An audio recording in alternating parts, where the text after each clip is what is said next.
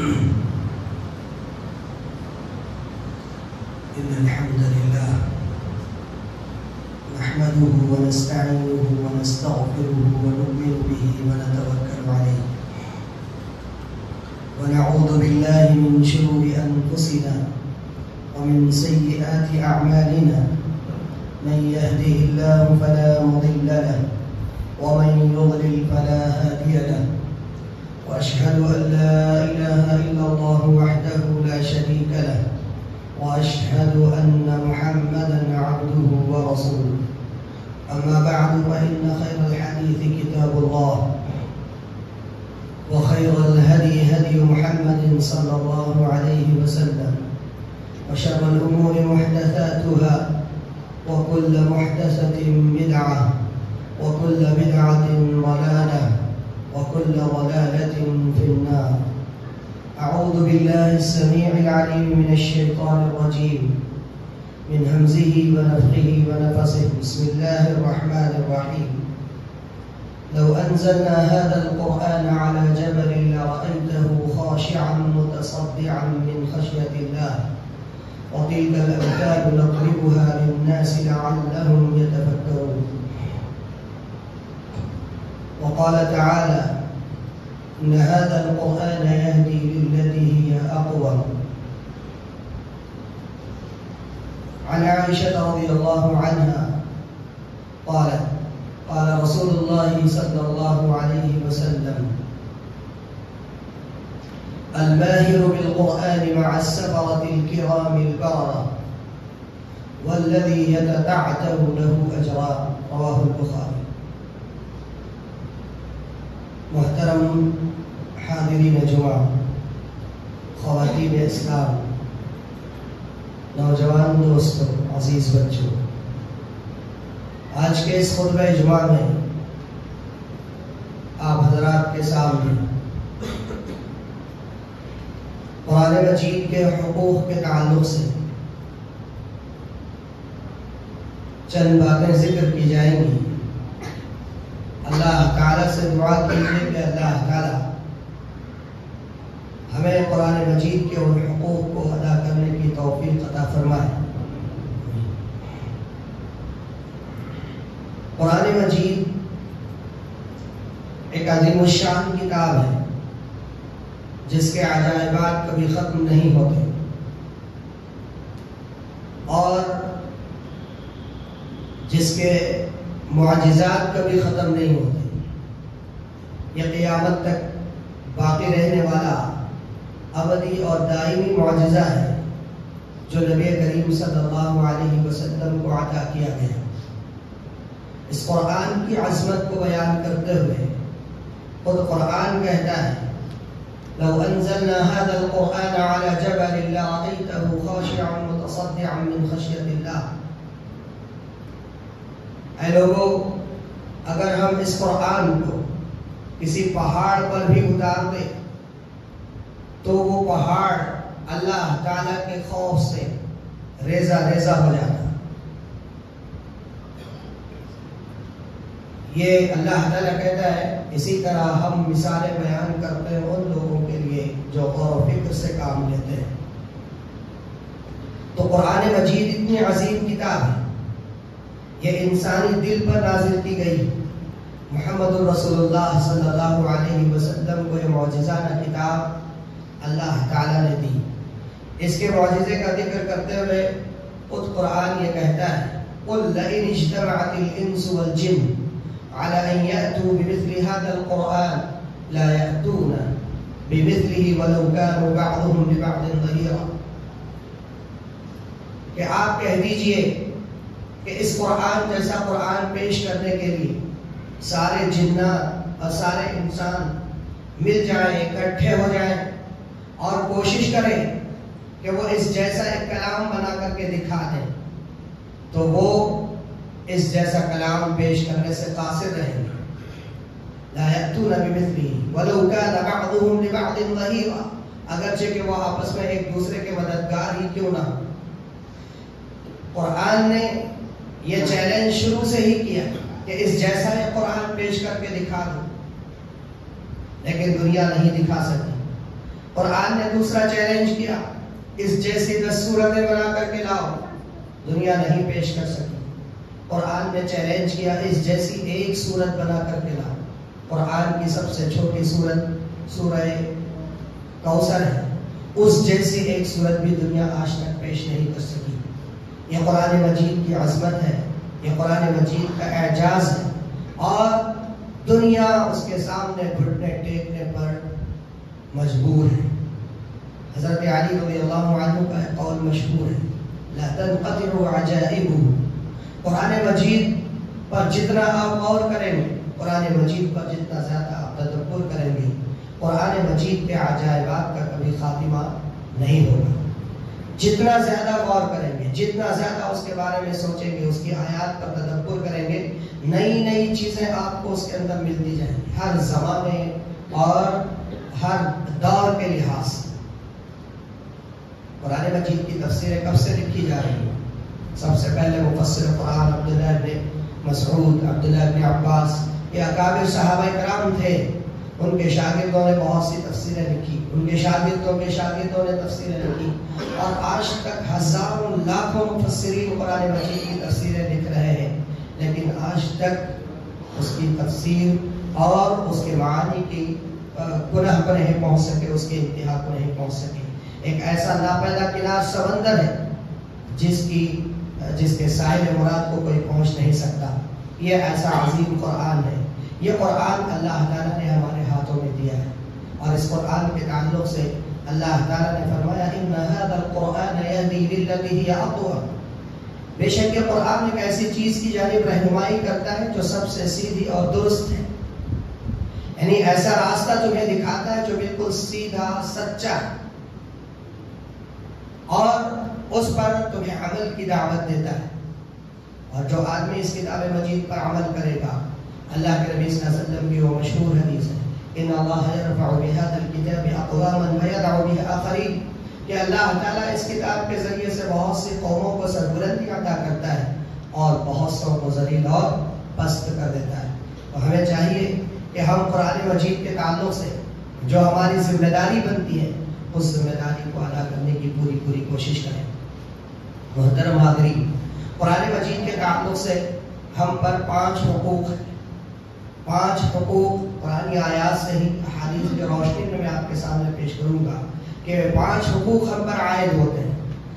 پہلا حق اسے ماننا ہے، دوسرا حق اس کو پڑھنا ہے، تیسرا حق اس کو سمجھنا ہے، چوتھا حق اس پر عمل کرنا ہے، اور قرآن کا 5واں حق اس کو لوگوں تک پہنچانا ہے۔ یہ قرآن کے 5 بنیادی حقوق ہیں جو ہم پر عائد ہوتے ہیں۔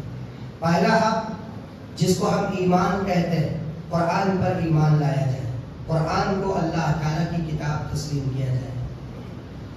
قرآن کو جب ہم اللہ تعالیٰ کی کتاب تسلیم کریں گے اور یہ ایمان رکھیں گے کہ یہ من جانب اللہ ہے، تو لازماً ہم سے تمام فضولیات چھوٹ جائیں، تمام بیکار باتوں سے ہم دستبردار ہو جائیں۔ اللہ تعالیٰ کی کتاب جب ہمارے ہاتھوں میں ہوگی تو دنیا کی ساری کتابیں نہیش ہمیں نظر آئیں گی، کسی کتاب کو ہم نہیں پڑھیں گے، کسی کتاب کی جانب ہماری توجہ نہیں رہے گی، ہماری ساری توجہ کا مرکز صرف اور صرف قرآن مجید بن جائے گا۔ لیکن یہ جو ایمان ہم رکھتے ہیں قرآن پر، الحمدللہ بہت سے مسلمان قرآن مجید پر سچا ایمان رکھتے ہیں، اور یہ جانتے ہیں کہ اللہ تعالیٰ کی جانب سے نازل کردہ کتاب اللہ کی طرف سے اتاری ہوئی کتاب ہے، ہم اس پر ایمان رکھتے ہیں۔ ہمارا یہ ایمان اقرار باللسان، زبان سے ہم اقرار کرتے ہیں کہ یہ اللہ کی کتاب ہے۔ کیا ہم سچے دل سے بھی یہ تسلیم کرتے ہیں کہ یہ قرآن اللہ کی کتاب ہے؟ اقرار باللسان تو ہے، تصدیق بالقلب بھی ہے کیا؟ دل سے بھی ہمارا دل بھی یہ کہتا ہے کہ کیا یہ قرآن اللہ تعالیٰ کی کتاب؟ اگر ہم دل سے اس قرآن کو اللہ کی کتاب مانے ہوتے تو آج ہمارا یہ رویہ قرآن کے ساتھ نہ ہوتا۔ جیسا برتاؤ ہم قرآن کے ساتھ آج کر رہے ہیں، ویسا برتاؤ اور ویسا سلوک ہم قرآن کے ساتھ کبھی نہ کرتے اگر ہمیں اس بات کا 100% یقین ہوتا کہ یہ اللہ تعالیٰ کی جانب سے نازل کی ہوئی کتاب ہے۔ ایسا نہیں ہے۔ قرآن مجید میں ایسے لوگوں کے تعلق سے نہایت افسوس کے ساتھ اعلان کیا گیا ہے ان الذین اورثوا الکتاب من بعدهم لفی شک مریب. یقیناً سورہ شورى کی آیت ہے. اللہ تعالیٰ کہتا ہے یقیناً جو لوگ اس کے بعد کتاب کے وارث بنائے گئے ان الذین اورثوا الکتاب من بعدهم یعنی ان اولین ماننے والوں کے بعد قرآن مجید کے اولین ماننے والے اس کے متبعین پیروکار اللہ کے رسول اور صحابہ کرام تھے. آمن الرسول بما انزل الیہ من ربہ والمؤمنون سب سے پہلے ایمان لائے اس کتاب پر اللہ کی کتاب ہونے کے اعتبار سے محمد صلی اللہ علیہ وسلم اور صحابہ کرام رضی اللہ عنہ. انہوں نے تسلیم کیا کہ یہ قرآن اللہ تعالیٰ کی کتاب ہے. سچے دل سے انہوں نے مانا. لیکن ان کے بعد جو ہم ہیں صدیوں کے بعد ہم دنیا میں آئے ہوئے ہیں تو ہمارا عمل ہمارا معاملہ کتاب مجید کے ساتھ کیا ہے؟ ان الذین اورثوا الکتاب یقیناً جو لوگ کتاب کے وارث بنائے گئے من بعدہم ان سابقین اولین کے بعد اور ان ابتدائی مسلمانوں کے بعد اور ان ابتدائی حاملین کتاب کے بعد لفی شک مریب وہ شک میں ارتیاب میں ہے تذبذب میں ہے. ایسا ہی ہمارا معاملہ کچھ قرآن مجید کے ساتھ ہے. ہم قرآن مجید کو اللہ کی کتاب زبان سے تو کہہ رہے ہیں لیکن کہیں نہ کہیں نہاخانہ دل میں یہ بات پوشیدہ ہے چھپی ہوئی ہے کہ یہ کتاب شاید اللہ کی جانب سے ایسا ہو سکتا ہے. اگر ہم 100% یقین رکھتے ہیں 100% ہم اس بات کو تسلیم کرتے ہیں کہ قرآن مجید اللہ تعالیٰ کی کتاب ہے تو کبھی ہمارا رویہ قرآن کے ساتھ ایسا نہیں ہوتا جیسا آج ہے. لہذا میرے بھائیوں یہ ایمان ہمیں کہیں دکان سے خرید کر کے لانے والی چیز نہیں ہے. ہم باہر سے یہ کوئی ایسی جنس نہیں ہے کہ ہم کسی دکان سے خرید سکیں. یہ قرآن دل کے یہ جو یقین کی جو کیفیت ہے ایمان کی جو کیفیت ہے وہ ہمارے دل کے اندر سے پیدا ہوتی ہے. اگر ہمارے دل کے اندر یقین پیدا ہو جائے کہ یہ کتاب الہی اور خود قرآن مجید کو پڑھنے سے وہ کیفیت پیدا ہوتی ہے کہ یہ کتاب مجید ہے یہ قرآن کلام الہی ہے. اس وقت پیدا ہوگی جب ہم پورے غور و فکر کے ساتھ تدبر کے ساتھ تذکر کے ساتھ اس نصیحت حاصل کرتے ہوئے جب ہم قرآن مجید کو پڑھیں گے. آئیے قرآن مجید کا جو دوسرا سب سے بڑا حق ہم پر عائد ہوتا ہے وہ اس کی تلاوت ہے. قرآن مجید کی تلاوت ایک بہت بڑی عبادت ہے اور عبادت ہونے کے ساتھ ساتھ یہ ایمان کو تر و تازہ رکھنے والی ایک چیز بھی ہے. قرآن مجید میں اللہ تعالیٰ نے ارشاد فرمایا وَاتْلُ مَا أُوحِيَ إِلَيْكَ مِنْ كِتَابِ رَبِّكَ لَا مُبَدِّلَ لِكَلِمَاتِهِ وَلَن تَجِدَ مِن دُونِهِ مُلْتَحَدًا. وَاتْلُ مَا أُوحِيَ إِلَيْكَ مِنْ كِتَابِ رَبِّكَ اے محمد صلی اللہ علیہ وسلم آپ اپنے پروردگار کی اس کتاب میں سے تلاوت کیجئے جو آپ پر وحی کی گئی. لا مبدل لکلماتہ اس کے کلمات میں کسی طرح کی کوئی تبدیلی کرنے والا نہیں. وَلَن تَجِدَ مِن دُونِهِ مُلْتَحَدًا اور آپ ہرگز اس کے سوا کوئی پناہ کی جگہ نہیں پائیں گے. یعنی یہ قرآن اللہ تعالیٰ کی جانب سے آپ کے رب کے کلمات ہیں. ان کلمات کی آپ تلاوت کیجئے آپ ان کو پڑھیے. نبی کریم صلی اللہ علیہ وسلم کی ذمہ داری تھی. نبوت کی 4 ذمہ داریاں تھیں. پیغمبر ہونے کی حیثیت سے آپ صلی اللہ علیہ وسلم کی 4 ذمہ داریاں تھیں. هو الذی بعث فی الأمیین رسولا منهم یتلو علیہم آیاتہ. ان میں سے سب سے پہلی ذمہ داری تھی قرآن مجید کی آیات کو تلاوت کر کے سنانا پڑھ کر کے سنانا. لوگوں کو پڑھ کر کے قرآن مجید سنانا. جو ہی آپ صلی اللہ علیہ وسلم پر کوئی وحی نازل ہوتی تو اس وحی کو آپ صلی اللہ علیہ وسلم صحابہ اکرام کے مجمع میں پڑھ کر کے سناتے تھے. پھر اس کے بعد اس کو لکھواتے بھی تھے. تو آپ صلی اللہ علیہ وسلم قرآن کی تلاوت کرتے تھے. یتلو علیہم آیات تلاوت کرنا.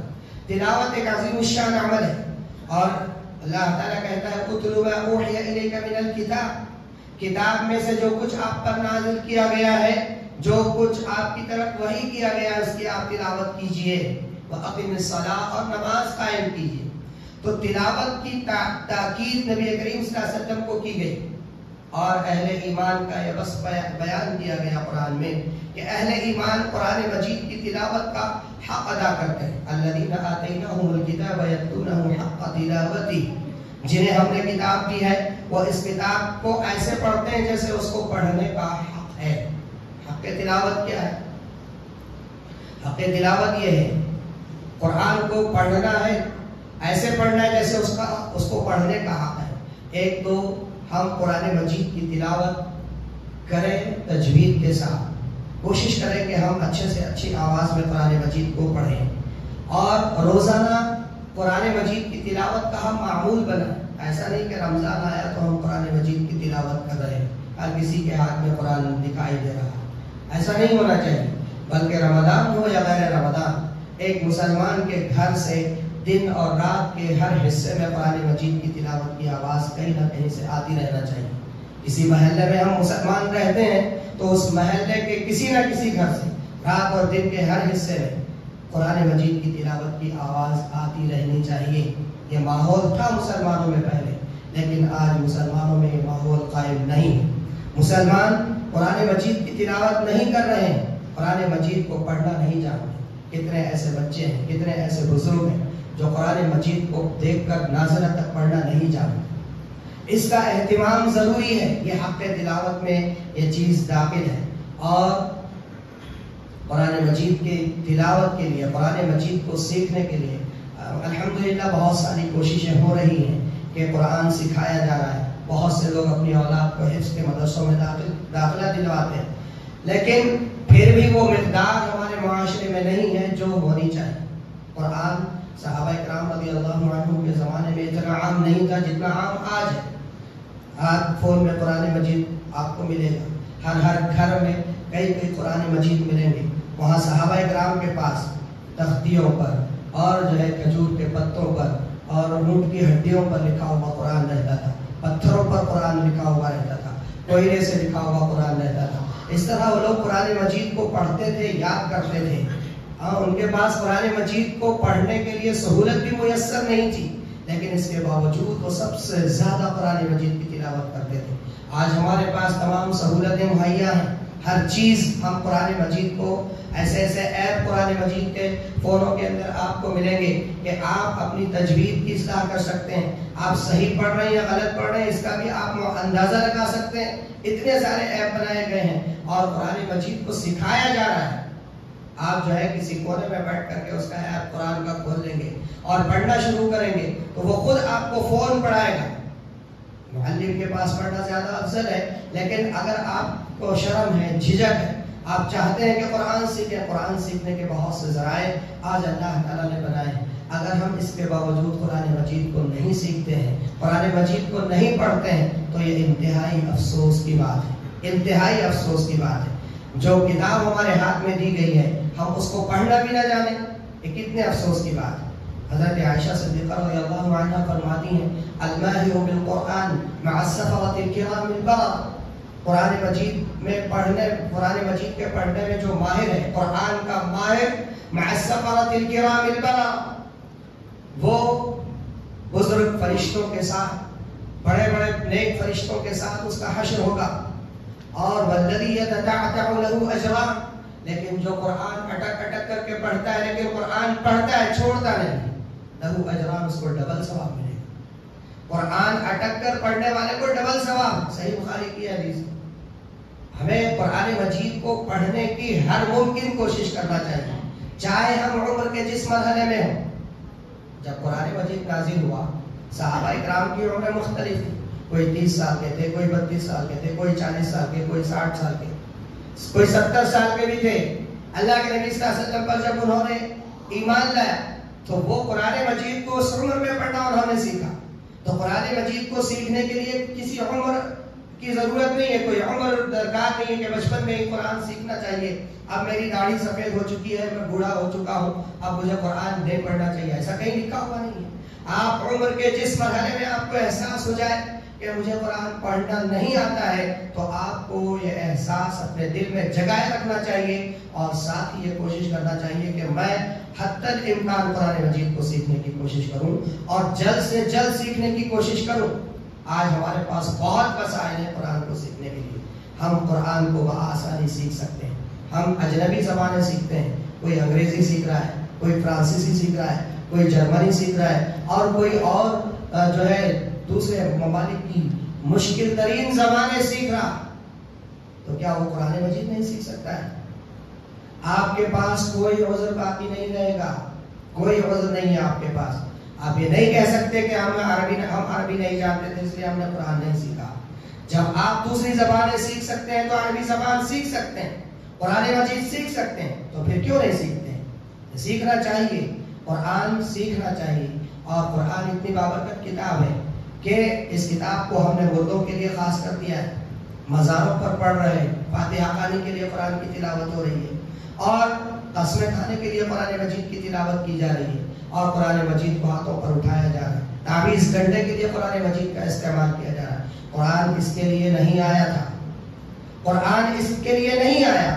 قرآن مردوں پر پڑھی جانے والی کتاب نہیں، نزا کے عالم میں پڑھی جانے والی کتاب نہیں۔ قرآن تو اس وقت پڑھی جاتا، قرآن زندہ انسانوں کے لیے اللہ تعالیٰ نے نازل کیا، زندگی عطا کرتا ہے قرآن، قوموں کو عروج اور اقبال عطا کرتا ہے قرآن۔ ہم نے اس کتاب کو مردوں پر پڑھی جانے والی کتاب بنا دیا، لہذا ہمیں چاہیے کہ ہم اس عمل سے باز رہیں۔ اگر ہم نے قرآن مجید کو نہیں سیکھا، ایک صحیح بخاری کی ایک حدیث ہے، منکر نکیر قبر میں جو 3 سوال کریں گے، من ربک ومن نبیک وما دینک، کہ تمہارا رب کون ہے، تمہارا نبی کون ہے، اور تمہارا دین کیا ہے۔ جو مومن ہوگا وہ ان سوالات کا جواب دے گا، میرا رب اللہ ہے، میرے نبی محمد صلی اللہ علیہ وسلم، میرا دین اسلام۔ جو کافر رہے گا، جو آخرت کا، اللہ کا اور پیغمبر کا منکر ہوگا، وہ کہے گا ہاں لا ادری، ہائے افسوس مجھے نہیں معلوم۔ اور اس کے بعد ایک چوتھا سوال بھی وہاں ہوگا، اہل ایمان سے پوچھا جائے گا کہ یہ تم نے کہاں سے جانا، یہ تمہیں کیسے معلوم ہوا؟ تو وہ کہے گا قرأت کتاب اللہ فآمنت به وصدقت، میں نے اللہ تعالیٰ کی کتاب پڑھی اور میں اس پر ایمان لایا اور میں نے اس کی تصدیق کی، یہ جواب دے گا۔ لیکن جو آدمی قرآن کو پڑھا ہی نہ ہو وہ کیا جواب دے گا؟ جو قرآن کو سمجھا ہی نہ ہو وہ کیا جواب دے گا؟ جس کا قرآن پر عمل ہی نہ ہو وہ کیا جواب دے گا؟ فرشتے اس کے سر پر گرز ماریں گے اور کہیں گے لا دریت ولا دریت، نہ تو نے قرآن مجید کی تلاوت کی اور نہ قرآن مجید کے معنی اور مفہوم کو تو نے سمجھنے کی کوشش کی۔ یہ انتہائی خطرناک چیز ہے، قرآن مجید سے غفلت، قرآن مجید کی تلاوت سے غفلت جو ہمارے معاشرے کے اندر عام ہوتا جا رہا ہے، اس کو ہم دور کرنے کی کوشش کریں۔ ہم مکاتب، گلی گلی مکتب قائم کریں۔ ہمارے بچپن کا ماحول ایسا تھا کہ چھوٹے چھوٹے بچے قرآن مجید کو اپنے سینوں سے چمٹائے گھر گھر جا کر کے قرآن مجید پڑھا کرتے تھے، عورتوں کے پاس قرآن سیکھتے تھے، بڑے بزرگ بوڑھوں کے پاس جا کر کے قرآن مجید سیکھتے تھے۔ آج وہ ماحول ہمیں نظر نہیں آ رہا۔ ہمارے سارے بچے ٹیوشن میں ہیں، ہمارے سارے بچے انگریزی سیکھنے میں، ہمارے سارے بچے حساب سیکھنے میں۔ قرآن سیکھنے کے لیے آپ کے پاس وقت نہیں ہے۔ ہمارا سارا وقت دنیاوی تعلیم کے لیے، ارے بھائیو یہ دنیا کی زندگی 60 سال 70 سال 80 سال کی ہے، یہ ختم ہو جائے گی، اور اس کے بعد کی جو زندگی ہے وہ ابدی اور دائمی زندگی ہے۔ مرنے کے بعد کی زندگی حقیقی زندگی ہے۔ اس بات کو اپنی گرہ میں باندھ لیجئے، اور اس کی تیاری اگر آپ حقیقی معنی میں کرنا چاہتے ہیں تو آپ قرآن مجید سیکھیے، قرآن مجید کو پڑھیے۔ آپ نہیں، ہم چاہتے ہیں کہ آپ سب دنیا ہی ہمارے لیے سب کچھ ہے، تو ٹھیک ہے آپ دنیا ہی کے پیچھے پڑے رہیے، لیکن اگر آپ کا یہ ایمان ہے، آپ یہ یقین رکھتے ہیں کہ مرنے کے بعد بھی ایک زندگی ہے، عالم برزخ کے بعد بھی ایک زندگی ہے، آخرت کا بھی ایک مرحلہ آنے والا ہے، اس مرحلے کی زندگی یا تو عذاب بن کر کے ہمارے سامنے آئے گی، یا اللہ تعالیٰ جنت کی شکل میں اس اخروی زندگی کو ہمارے سامنے پیش کرے گا۔ اگر آپ یہ چاہتے ہیں کہ جنت اور اس کی نعمتوں کو حاصل کریں تو آپ قرآن مجید کو پڑھنا سیکھیں، قرآن مجید کو پڑھیں، اور قرآن مجید کو ترتیل کے ساتھ ٹہر ٹہر کر کے پڑھنا چاہیے۔ ورتل القرآن ترتیلا، قرآن میں اللہ نے نبی کریم صلی اللہ علیہ وسلم کو حکم دیا، اے میرے پیغمبر، جب رات کے وقت آپ تہجد کی نماز پڑھ رہے ہوں، رات کا 2/3 1/3 یا نصف، اور جو آپ کے ساتھ اہل ایمان ہیں وہ بھی آپ کے ساتھ قیام اللیل کرتے ہیں، اس وقت جب آپ قرآن پڑھ رہے ہیں تو آپ قرآن مجید کو ترتیل کے ساتھ پڑھیے، ٹہر ٹہر کر کے پڑھیے۔ اور اسی طرح قرآن مجید کو جب ہم ٹہر ٹہر کر کے پڑھتے ہیں تو قرآن مجید کے معانی اور مفاہیم کو سمجھنا ہمارے لیے آسان ہوتا ہے۔ اور قرآن مجید کی جو حفظ کی جو ذمہ داری ہے، آج الحمدللہ ہزاروں لاکھوں کروڑوں کی تعداد میں ہمارے حفاظ دنیا کے اندر موجود ہیں۔ دنیا نے ایک زمانے میں کوشش کی تھی، عیسائیوں نے، کہ مسلمانوں کا جو اصل سورس ہے، ان کے ایمان کو تازہ رکھنے کی جو چیز ہے وہ قرآن مجید ہے۔ اگر قرآن مجید کو دنیا سے ختم کر دیا جائے، مٹا دیا جائے، تو پھر مسلمانوں کو ہم ہر میدان میں شکست دے سکتے ہیں، ہرا سکتے ہیں۔ تو اس وقت کے ایک بڑے کمانڈر نے حکم دیا تھا کہ مسلمانوں کے علاقوں سے قرآن مجید کو غائب کیا جائے، انہیں جلا دیا جائے، کوئی قرآن باقی نہ رہے۔ تو اس میں سے ایک بڑے افسر نے کہا کہ آپ قرآن مجید کو جلا دیں گے، قرآن مجید کو بھسم کر دیں گے، قرآن مجید کو ان کے علاقوں سے غائب کر دیں گے تو بھی کوئی فرق پڑنے والا نہیں ہے۔ کیوں؟ کیونکہ ان کے سینوں میں قرآن مجید محفوظ ہے۔ آج آپ ایک قرآن کو جلائیں گے، وہ ہزاروں حافظ ہیں، لاکھوں حافظ ہیں، ان کے سینے سے وہ اثر نو قرآن مجید کو لکھ لیں۔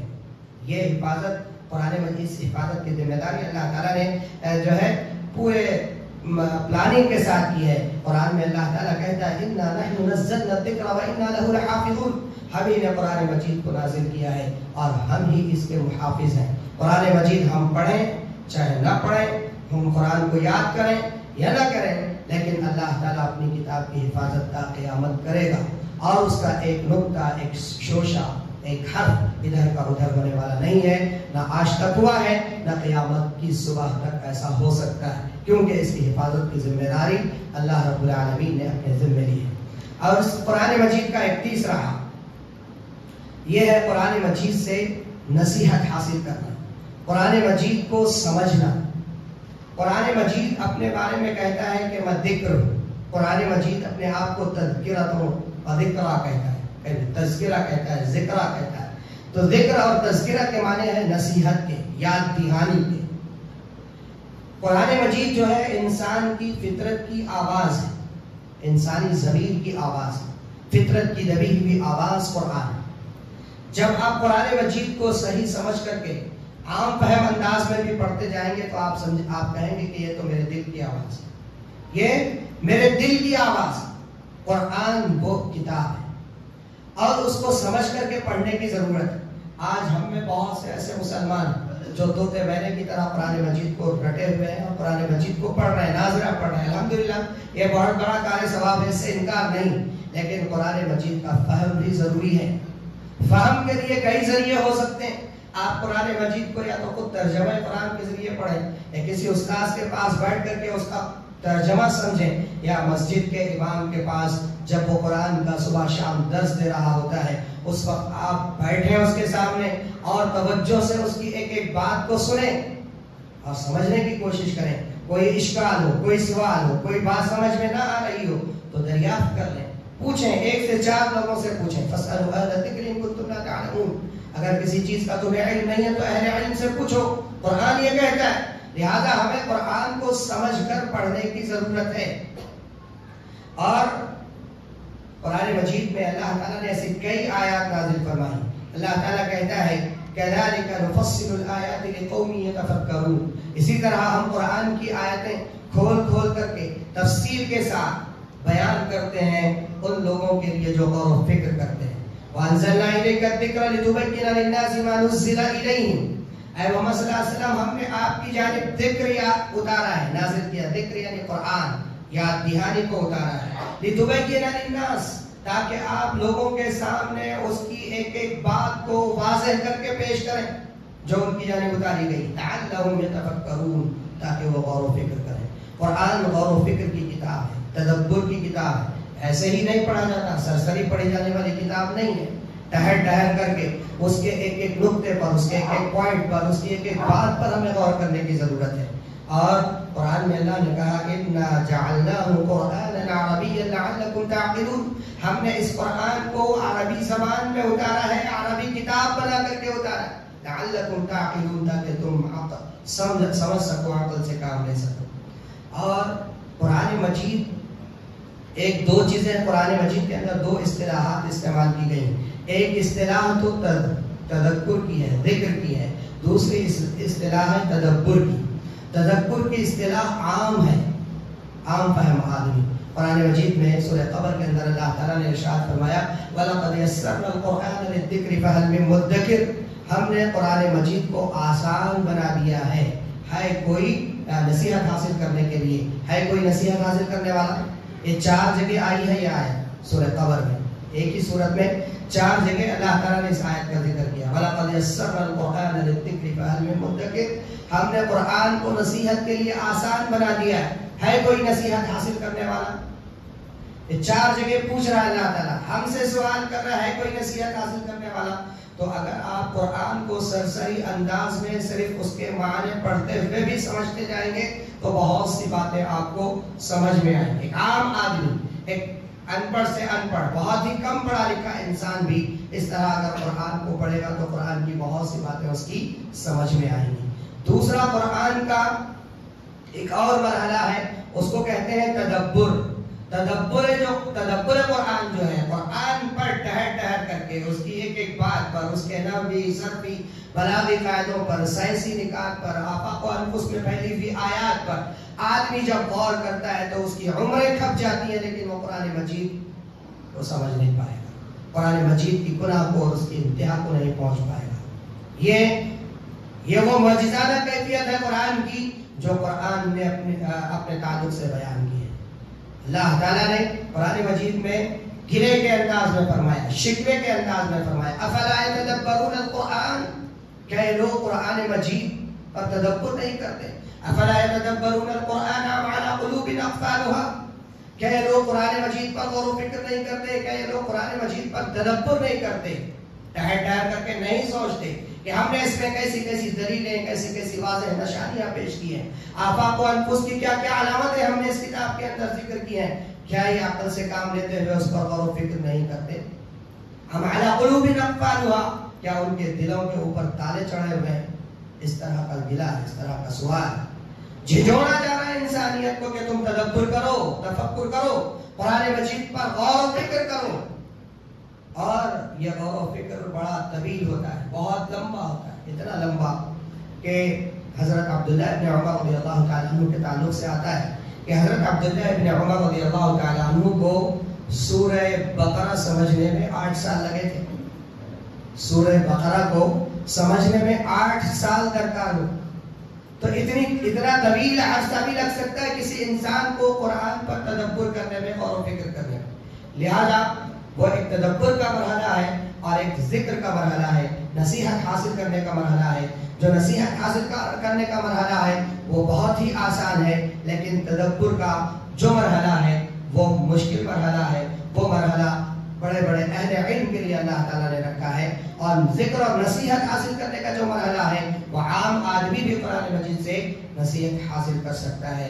قرآن میں ہو غوطۂ مرد مسلمان، اللہ کرے تجھ کو عطا جدت کردار. اقبال نے کہا تھا قرآن پر غور کرو، قرآن پر غور کرو تو اللہ تعالیٰ تمہیں جدت کردار عطا کرے گا، تمہارا اخلاق سنوارے گا، تمہارا کردار سنوارے گا، تمہیں اللہ تعالیٰ باب عروج پر پہنچائے گا. اور قرآن مجید کو سیکھنا کتنے فخر کی بات ہے. اللہ کے نبی صلی اللہ علیہ وسلم نے دنیا میں فرمایا خیرکم من تعلم القرآن وعلمہ، تم میں سب سے بہترین انسان وہ ہے جو خود قرآن کو سیکھتا ہے اور دوسروں کو سکھاتا ہے. سب سے بہترین، سب سے اچھا آدمی روئے زمین پر، سب سے اچھا آدمی. آج اس کی حیثیت گھٹا دی گئی. مولوی سائیکل پر پھر رہا ہے، اس کی کوئی حیثیت نہیں، چٹائی پر بیٹھ رہا ہے، اس کی کوئی عزت نہیں معاشرے میں. ایک ڈاکٹر صاحب آئیں گے، ایک وکیل صاحب آئیں گے، بڑی عزت دی جائے گی، لیکن ایک مولوی آئے گا تو حقارت سے اس کو لوگ دیکھتے ہیں. لیکن اس کی شان اللہ کے نبی صلی اللہ علیہ وسلم نے بیان کی خیرکم من تعلم القرآن وعلمہ، تم میں سب سے بہترین انسان وہ ہے جو قرآن سیکھے اور قرآن دوسروں کو سکھائے. اور قرآن میں اللہ تعالیٰ نے صحابہ اکرام کو تنبیہ کی ہے فلولا نفر من كل فرقة منهم طائفة ليتفقهوا في الدين، کہ سب لوگوں کو جہاد میں جانے کی ضرورت نہیں ہے. جہاد ایک نفیر عام ہوتا ہے جس میں اعلان ہوتا ہے کہ سارے لوگوں کو نکلنا ہے تو نکلنا ہے سب لوگوں کو، لیکن عام حالات میں جو جہاد کیا جاتا ہے اس کے تعلق سے صحابہ اکرام کو تنبیہ کی. جب بھی جہاد کا اعلان ہوتا صحابہ جہاد میں نکلنے کے لیے تیار ہو جاتے تھے. اللہ نے فرمایا کہ نہیں، کچھ لوگ ایسے مدینے کے اندر رہنے چاہیے جن کو تفقہ فی الدین حاصل کرنا ہے، دین کی سمجھ حاصل کرنی ہے. ان کو نبی کریم صلی اللہ علیہ وسلم کے پاس بیٹھنا ہے. آپ صلی اللہ علیہ وسلم جو تعلیم دے رہے ہیں اس تعلیم کو انہیں سیکھنا ہے. سب کو میدان جہاد میں جانے کی ضرورت نہیں. لہذا یہ قرآن مجید کا تیسرا حق ہے جو اس کو سمجھنے کا ہے، اس کو جو ہے سمجھیں گے اور ایک ایک بات پر غور کریں گے، ایک ایک بات پر تدبر کریں گے، تفکر کریں گے. اور قرآن مجید کا چوتھا حق یہ ہے کہ اس پر عمل کیا جائے. ہم نے جو پڑھا، جو سمجھا، جس پر ہمارا ایمان ہے، جس پر ہمارا عقیدہ ہے کہ یہ کتاب اللہ تعالیٰ کی کتاب ہے، اس کتاب پر اب عمل ضروری ہے. صرف سمجھ لینے سے یہ کوئی تھیوری نہیں ہے سائنسی، کوئی جو ہے فارمولا نہیں ہے کسی حساب کا کہ آپ سمجھ لیا بس اس کا امپلیمنٹ حساب تک رہ گئے. لیکن یہ جو ہے قرآن مجید عملی زندگی کی کتاب. ہم جب تک قرآن کو اپنے اوپر نافذ نہیں کریں گے اس وقت تک ہماری زندگی میں کوئی تبدیلی نہیں آئے. ہم چاہے قرآن کے بڑے ماہر بن جائیں، بڑے مفسر بن جائیں اور قرآن کے بڑے علامہ بن جائیں، اگر ہمارا عمل اور ہمارا کردار قرآنی احکام سے خالی ہو، قرآن کی اتباع اور اس کی پیروی سے ہماری زندگی خالی ہو، تو یہ عمل یہ جو ہے یہ چیز ہمیں دنیا میں کچھ بھی فائدہ دینے والی نہیں ہے اور آخرت میں بھی فائدہ نہیں دے گی، بلکہ اس کے ذریعے سے ہم پر لعنت برسے گی. اگر ہم قرآن کو پڑھیں، سمجھیں اور اس کے معنی و مفاہیم کو سب کچھ جانیں، اس کے باوجود بھی اگر ہم عمل نہ کریں تو یہ ہمارے لیے لعنت کا سبب بنے گا. قرآن میں اللہ تعالیٰ کہتا ہے جھوٹ بولنے والے پر لعنت ہے. اب اگر آدمی قرآن کی اس آیت کو پڑھے اور جھوٹ بولنا نہ چھوڑے تو کیا اس پر لعنت نہیں ہوگی؟ لعنت ہوگی. جو قرآن کہتا ہے سود کھانے والا اللہ اس کے رسول سے جنگ کر رہا ہے، ہم نے قرآن میں پڑھ لیا اب سود کھانا بند کر دیا تو پھر اللہ کے عذاب سے بچیں گے، لیکن پھر بھی سود کھا رہے ہیں تو فَأَذَنُوا بِحَرْبٍ مِّنَ اللَّهِ وَرَسُولِهِ، اللہ اور اس کے رسول کے خلاف جنگ کا اعلان سن لو. یہ لعنت بھی برستی ہے.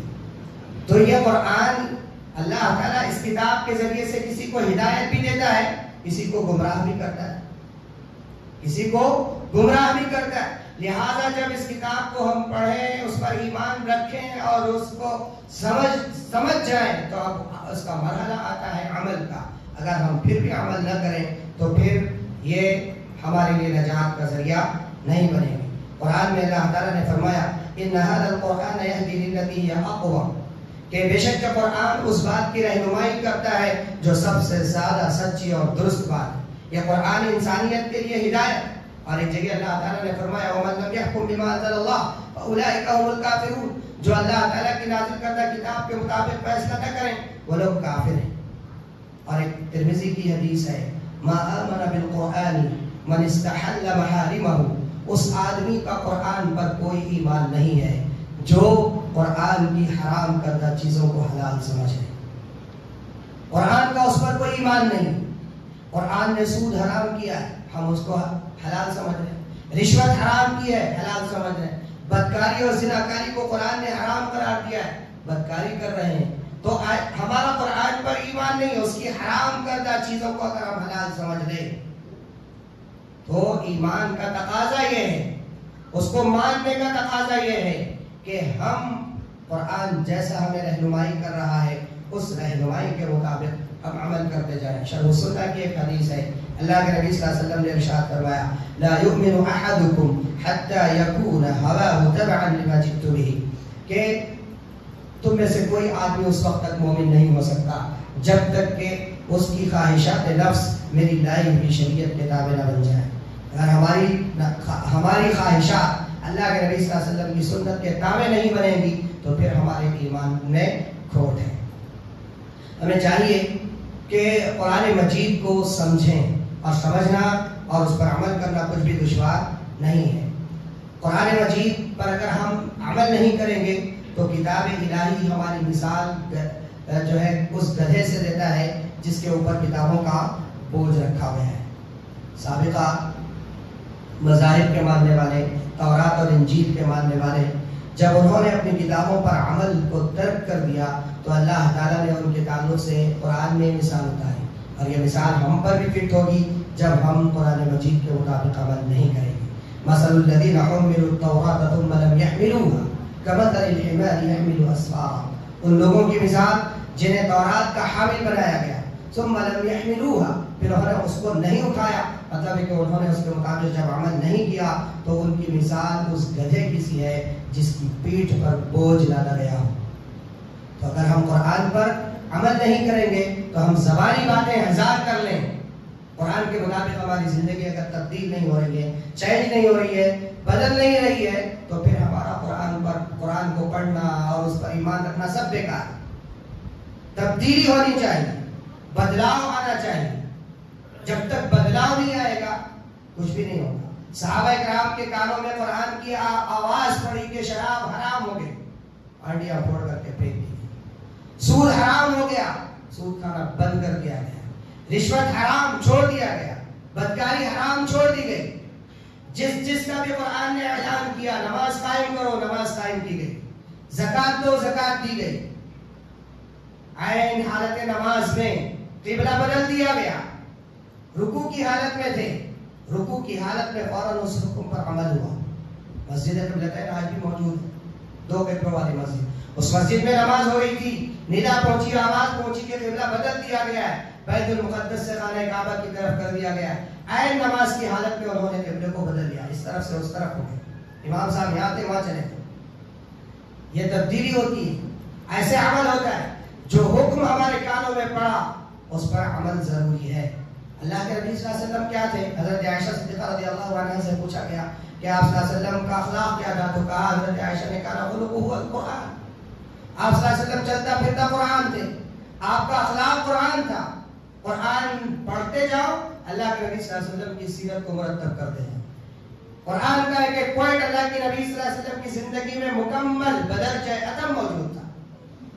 ہم جیسے قرآن کو پڑھے اس کے حساب سے اپنی زندگی کو بدلتے جائیں، اگر نہیں بدلیں گے تو پھر اس کا پڑھنا نہ پڑھنا دونوں برابر ہے۔ اللہ کے نبی صلی اللہ علیہ وسلم کی حدیث ہے، قرآن حجت لک او علیک، قرآن تمہارے حق میں حجت بنے گا یا تمہارے خلاف حجت بنے گا۔ تمہارے خلاف بھی بن سکتا ہے، تمہارے خلاف بھی دلیل بن کر کے قرآن کھڑا ہوگا، یا تمہارے حق میں گواہ بن کر کے بھی قرآن کھڑا ہوگا۔ قرآن قیامت کے دن ہمارے حق میں سفارشی بھی بن سکتا ہے اور ہمارے حق کے خلاف گواہی بھی دے سکتا ہے۔ اور خود اللہ کے نبی صلی اللہ علیہ وسلم کے تعلق سے قرآن نے کہا، وقال الرسول یا رب ان قوم اتخذوا هذا القرآن مهجورا، قیامت کے دن نبی کریم صلی اللہ علیہ وسلم میدان محشر میں اللہ کے سامنے دعویٰ کریں گے کہ اے میرے پروردگار، میری قوم نے قرآن کو چھوڑا۔ یہ آیت تو کفار کے تعلق سے نازل ہوئی، لیکن یہ آیت ہم پر بھی فٹ ہو رہی ہے۔ اگر ہم نے اللہ کے نبی صلی اللہ علیہ وسلم کے اس قرآن کو چھوڑ دیا، اس پر عمل کو چھوڑ دیا، تو ہم بھی انہی کے دائرے میں اور انہی کی صف میں آئیں گے۔ ہم قرآن کے بارے میں تو کہیں کہ قرآن میں یہ ہے، قرآن میں وہ ہے، قرآن میں ایسا ہے، قرآن میں ویسا ہے، قرآن میں ہر چیز بیان کی گئی، لوگوں کے سامنے بیان تو کریں لیکن خود اس پر عمل نہ کریں، تو اللہ تعالیٰ ہمیں فرماتا ہے لِمَ تَقُولُونَ مَا لَا تَفْعَلُونَ، تم ایسی باتیں کیوں کہتے ہو جو کرتے نہیں ہو؟ تمہیں چاہیے کہ جو کہہ رہے ہو اس پر عمل کر کے دکھاؤ پہلے، تبھی ہماری جو ہے دنیا کے اندر صحیح تبدیلی رونما ہو سکتی ہے، ہمارا معاشرہ بدل سکتا ہے۔ لہذا قرآن پر عمل انتہائی ضروری ہے۔ اور ایک آخری بات بتا کر کے میں اپنی بات کو ختم کروں گا۔ قرآن مجید کا 5واں حق یہ ہے کہ قرآن کی تبلیغ کی جائے، قرآن کو دوسروں تک پہنچایا جائے۔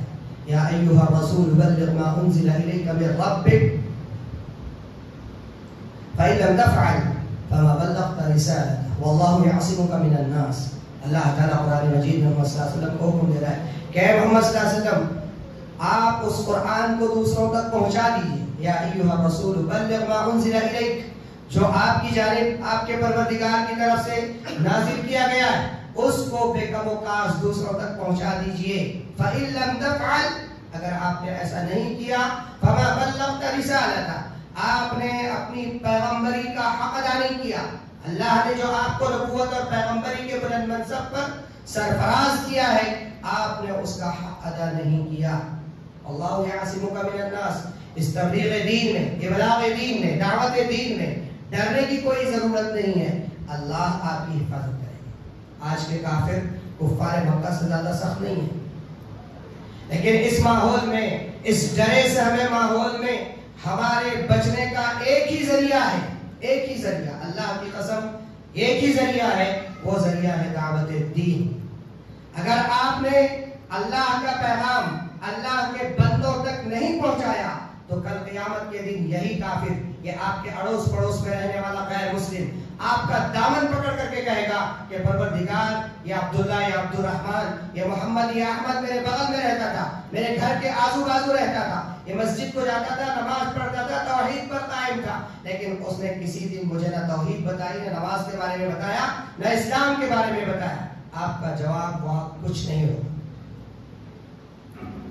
اور اگر اللہ تعالیٰ کے عذاب سے ہم بچنا چاہتے ہیں، اللہ تعالیٰ کی لعنت کے مستحق ہونے سے ہم اپنے آپ کو بچانا چاہتے ہیں، تو ہم پر ضروری ہے کہ قرآن مجید کی تبلیغ کریں، اس کو عام کریں۔ اللہ کے نبی صلی اللہ علیہ وسلم نے فرمایا یہ قرآن میری جانب وحی کیا گیا ہے لِأُنذِرَكُم بِهِ وَمَن بَلَغَ، تاکہ میں اس قرآن کے ذریعے سے تمہیں ڈراؤں وَمَن بَلَغَ، اور جس تک بھی یہ قرآن پہنچے، جس تک بھی یہ قرآن پہنچے۔ قرآن پوری دنیا کے چپے چپے پر عام ہے، کوئی ایسا ملک نہیں ہے، کوئی ایسا گاؤں یا قریہ نہیں ہوگا دنیا میں جہاں قرآن موجود نہ ہو، وہاں قرآن کے ماننے والے موجود نہ ہو۔ تو ان قرآن کے ماننے والوں کی یہ ذمہ داری بنتی ہے کہ وہ قرآن مجید کو ان بندوں تک پہنچائے جو قرآن مجید سے ناواقف ہیں، نہ بدل۔ یہ جو غیر مسلم ہم سے دشمنی کرتے ہیں، ہمیں اپنا دشمن سمجھتے ہیں اور ہمیں مارنے کی کوشش کرتے ہیں یا ہمیں ہراساں کرنے کی کوشش کرتے ہیں، ہماری املاک اور جائیدادوں کو نقصان پہنچانے کی کوشش کرتے ہیں، ہماری بہو بیٹیوں کی عزتوں اور آبروؤں کے ساتھ کھیلنے کی کوشش کرتے ہیں، ایسے عزم و ارادے رکھتے ہیں، تو ان تک اگر ہم نے یہ پیغام پہنچایا کہ قرآن یہ کہتا ہے، قرآن انسانی اخلاق کی یہ تعلیم دیتا ہے، تو دنیا بدل جائے گی۔ ایک ایک آیت انسان کو بدلنے کے لیے قرآن کی کافی ہے۔ مورس بکائی ایک عیسائی تھا، امریکہ نے اس کو فرعون کی لاش پر ریسرچ کرنے کے لیے بھیجا تھا مصر۔ اس نے فرعون کی لاش کی ریسرچ کی اور ریسرچ کے دوران قرآن مجید کی ایک آیت فَالْيَوْمَ نُنَجِّيكَ بِبَدَنِكَ لِتَكُونَ لِمَنْ خَلْفَكَ آیَةً، یہ ایک ہی آیت اس کہ آیت کا ایک ٹکڑا ہے کہ آج ہم اے فرعون تیرے بدن کو نجات دیں گے، فَالْيَوْمَ نُنَجِّيكَ بِبَدَنِكَ، تیرے بدن کو محفوظ رکھیں گے، لِتَكُونَ لِمَنْ خَلْفَكَ آیَةً، تاکہ بعد میں آنے والوں کے لیے تو نشان عبرت بن جائے۔ تو فرعون کی لاش آج بھی ویسے ہی محفوظ ہے۔ ہزاروں سال پہلے حضرت موسیٰ علیہ السلام دنیا میں آئے تھے اور اس وقت فرعون سمندر میں غرق ہوا تھا۔ وہ فرعون کی ممی اور اس کی لاش آج بھی مصر کے میوزیم میں موجود ہے۔ اس لاش پر وہ تحقیق کر رہا تھا مورس بکائی، بڑا سائنٹسٹ تھا۔ تو اس نے جب یہ آیت پڑھی تو اس کی آنکھیں کھل گئی، اس کی دنیا بدل گئی۔ اس نے کہا کہ یہ تو ہزاروں سال پرانا واقعہ ہے اور محمد صلی اللہ علیہ وسلم اس کے ہزاروں سال بعد دنیا میں آئے ہیں اور لوگوں کو پتہ ہی نہیں تھا فرعون کی لاش کے تعلق سے۔ قرآن اس کے تعلق سے یہ گواہی دے رہا ہے فَالْيَوْمَ نُنَجِّيكَ بِبَدَنِكَ لِتَكُونَ لِمَنْ خَلْفَكَ آیَةً، اور اس قرآن کے اس قول کے مطابق اس کا جسم آج بھی موجود ہے۔ حیران ہو گیا۔ پھر اس کے بعد وہ 40 سال کی عمر کا تھا، اس نے جامعہ ازہر میں داخلہ لیا، عربی زبان سیکھی، قرآن مجید کو اس نے اثر نو پڑھا، قرآن مجید کو مکمل پڑھا۔ پڑھنے کے بعد وہ مسلمان ہوا اور اس نے قرآن مجید کا ترجمہ انگریزی زبان میں کیا۔ یہ پہلا مفسر ہے۔ قرآن اس طرح بدلتا ہے انسان کو، ایک آیت کا ٹکڑا بدلنے کے لیے کافی ہے۔ تو قرآن میں یہ تاثیر اللہ تعالیٰ نے رکھی ہے۔ حضرت ابوبکر صدیق رضی اللہ تعالیٰ عنہ مکے کے اندر بیٹھ کر کے اپنے گھر کے آنگن میں بیٹھ کر کے قرآن مجید کی تلاوت کرتے تھے۔ مشرکین مکہ کی عورتیں اور بچے کھڑے ہو کر کے قرآن کو سنتے تھے۔ اور حضرت ابوبکر کے تعلق سے آتا ہے رجل بکا، بہت روتے تھے قرآن پڑھتے ہوئے، بہت زیادہ روتے تھے۔ جب ان کی شدت تعصب کو دیکھ کر کے مشرکوں کی عورتیں متاثر ہونے لگی قرآن سے، تو حضرت ابوبکر صدیق رضی اللہ تعالیٰ عنہ کو مکے سے نکال دیا گیا۔ تو یہ واقعات ہیں قرآن کے تاثر کے، اور آج بھی ایسے چھوٹی چھوٹی باتوں سے لوگ اسلام میں داخل ہو رہے ہیں۔ ایک عورت نے اسلام اس لیے قبول کیا کہ اس نے یہ قرآن مجید کی آیت الہاکم التکاثر حتی زرتم المقابر پڑھی کہ تمہیں ہلاک کر دیا کثرت کی طرف نے، یہاں تک کہ تم قبرستان پہنچ گئے۔ یہ آیت ایک چھوٹی سی آیت، اس کے پاس عیش اور آرام کی ساری چیزیں موجود تھیں، لیکن پھر بھی وہ خوش نہیں تھی۔ اس نے دیکھا کہ کثرت کی طلب انسان کو جو ہے اور چاہیے اور چاہیے اور چاہیے اور چاہیے. 2 بنگلے ہیں, 4 بنگلے ہونا چاہیے, 4 بنگلے 10 بنگلے ہونا چاہیے. ہاں, بینک بیلنس 1 کروڑ ہے 2 کروڑ ہونا چاہیے, 2 ہے تو 4 کروڑ ہونا چاہیے. یہ جو حرص ہے اس کی سچی اور صحیح ترجمانی قرآن نے 2 چھوٹے چھوٹے مختصر جملوں میں کی کر دی ہے. تو لوگوں کو اس طرح قرآن متاثر کرتا ہے, ایک ایک بات اس کی متاثر کن ہے. لہذا ہمیں چاہیے کہ ہم قرآن کو اللہ کے بندوں تک پہنچائیں, قرآن پر خزانے کا سانپ بند کر کے نہ بیٹھیں. ایک نو مسلم مکہ گیا اسلام قبول کرنے کے بعد, مکے کے اندر اس نے بڑے بڑے علماء کے ہاتھ جوڑ کر کے کہے کہ اس قرآن کو آپ لوگوں میں عام کیجئے, اس کو کیوں چھپائے رکھیں, کیوں کہہ رہا ہے؟ یہ قرآن ہے کتاب, وہ کتاب ہے جس کے ذریعے سے انسانوں کی زندگی بدل جاتی ہے, ان کے اندر تبدیلی واقع ہوتی ہے. لہذا ہمیں چاہیے کہ ہم اس قرآن کو پہنچائیں. اللہ کے نبی صلی اللہ علیہ وسلم نے فرمایا بلغوا عنی ولو آیہ, میری جانب سے ایک بات بھی, ایک آیت بھی تمہیں پہنچتی ہے تو اس کو دوسروں تک پہنچا دو. دوسروں تک پہنچانا یہ ہماری ذمہ داری ہے. اور اللہ کے نبی صلی اللہ علیہ وسلم نے اپنی وفات سے پہلے حجۃ الوداع کے موقع پر صحابہ کرام رضی اللہ عنہ کے مجمع میں بات کہی تھی, هل بلغت, کہ اے لوگوں کیا میں نے تم تک اللہ کا دین پوری طریقے سے پہنچا دیا ہے؟ سب نے کہا قد بلغت وادیت ونصحت الامہ, اے پروردگار, اے محمد صلی اللہ علیہ وسلم آپ نے اللہ کا پیغام پہنچا دیا, اس کا دعوت کا آپ نے پورا حق ادا کر دیا. پھر اس کے بعد اللہ کے نبی صلی اللہ علیہ وسلم نے اپنی انگلی آسمان کی طرف اٹھائی اور کہا اللہم اشہد, اے اللہ تو گواہ رہنا, اے اللہ تو گواہ رہنا, اے اللہ تو گواہ رہنا. پھر اس کے بعد اللہ کے نبی صلی اللہ علیہ وسلم نے فرمایا کہ فَلْيُبَلِّغِ الشَّاهِدُ الْغَائِبُ, جو یہاں موجود ہے یہ ساری باتیں قرآن کی, دین کی, یہ ساری باتیں ان لوگوں تک پہنچا دیں جو یہاں موجود نہیں ہے. یہ دین ایسے ہی پہنچا ہے. صحابہ کرام کے زمانے میں تو ہم نہیں تھے, اگر یہ دین انہوں نے ہم تک نہیں پہنچایا ہوتا تو آج ہم مسلمان نہ ہوتے. کتنے ہم میں سے مسلمان ہوتے نہیں پتا. لہذا یہ دین تبلیغ کا دین ہے, پہنچانے کا دین ہے. یہ دین اور سیاہ و سفید فام سارے انسانوں کے لیے آیا ہوا ہے.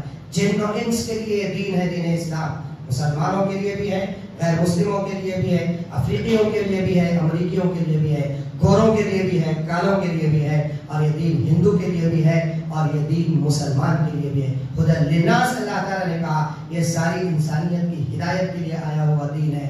اس دین کی کوئی بات کسی سے پوشیدہ نہیں رہنی چاہیے.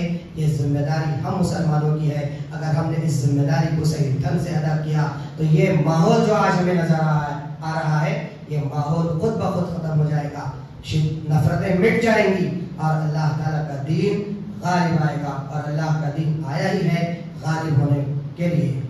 اللہ تعالیٰ سے دعا کیجیے کہ اللہ تعالیٰ ہمیں کہنے اور سننے سے زیادہ عمل کی توفیق بخشے. آمین. وآخر دعوانا الحمدللہ رب العالمین. ایک آخر میں ایک ضروری اعلان یہ ہے کہ آپ اپنی زکوٰۃ کی رقم یا مسجد کے جو چندے کی جو رقم ہے وہ ہمارے مؤذن شعیب صاحب کے پاس جمع کر دیں.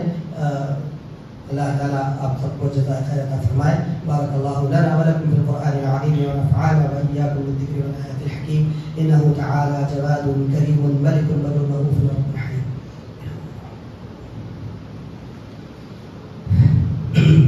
إن الحمد لله نحمده ونستعينه ونستغفره ونؤمن به ونتوكل عليه ونعوذ بالله من شرور أنفسنا ومن سيئات أعمالنا. من يهده الله فلا مضل له ومن يضلل فلا هادي له. وأشهد أن لا إله إلا الله وحده لا شريك له وأشهد أن محمدا عبده ورسوله.